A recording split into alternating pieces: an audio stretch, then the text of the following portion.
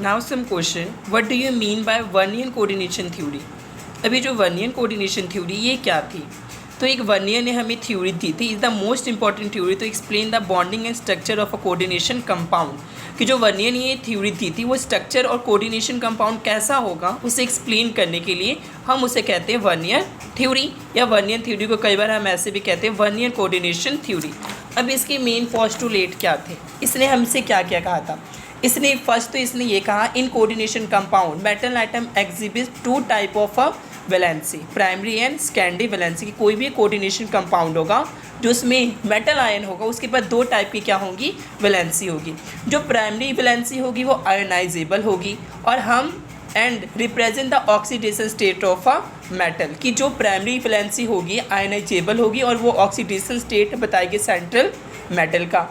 जो secondary valency या non ionizable वो आयोनाइजेबल नहीं होगी and this corresponding to its oxidation coordination number, और ये उसका क्या पता है कि coordination number. Now every metal has a fix number of secondary valency.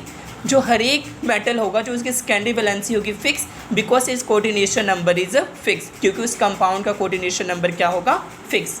अब metal tend to satisfy both this valency, the primary valency are satisfied by negative ion ज anion, where secondary valency are satisfy either by negative और neutral molecule. की जो primary valency होगी वो कल negative ion satisfy करेगा, but जो secondary valency होगी वो नेगेटिव और न्यूट्रल दोनों ही मॉलिक्यूल उसे सेटिस्फाई कर सकते हैं।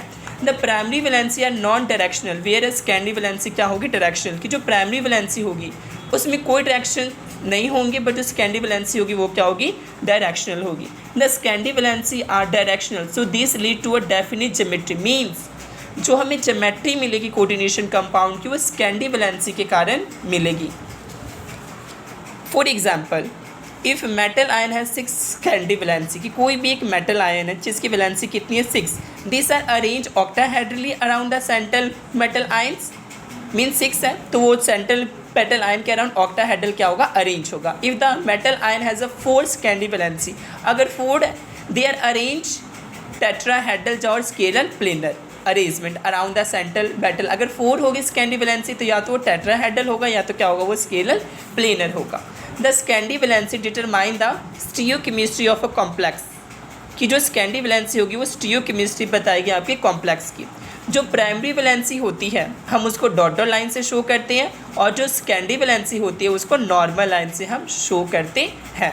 नाउ जो ओवरऑल कंक्लूजन इसने क्या दिया था, वर्नियर की थ्योरी थी, वर्नियर ने कह दिया था कि दो टाइप की वैलेंसी होगी, प्राइमरी एंड सेकेंडरी वैलेंसी।